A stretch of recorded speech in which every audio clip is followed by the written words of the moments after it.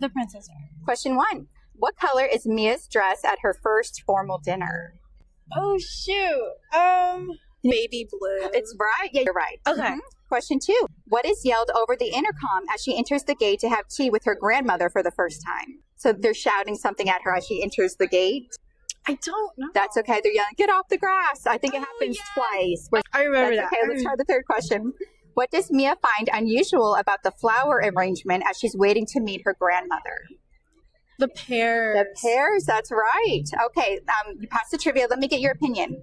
What do you think made Mia such a relatable character?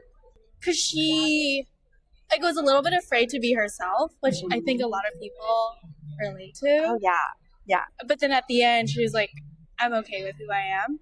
I actually really like her answer, and I completely agree. I think Mia's journey of becoming more confident is a huge part of why so many people connected with her. But if I had to choose one reason Mia was so relatable, I'd actually say it was how self-conscious she was.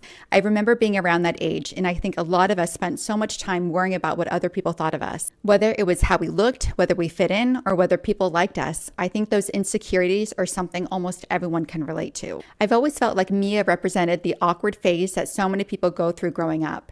She wasn't the most popular girl, she didn't feel comfortable in her own skin, and she was constantly second-guessing herself. To me, that made her feel like a real teenager instead of a perfect movie character. And I actually think that's one of the reasons The Princess Diaries has held up so well.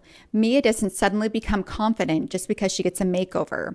Even after the makeover, she's still nervous, still awkward, and still trying to figure out who she is. I've always liked that the movie doesn't pretend those insecurities disappear overnight. Personally, I think the biggest lesson Mia learns isn't how to become a princess. It's how to stop letting her insecurities define her.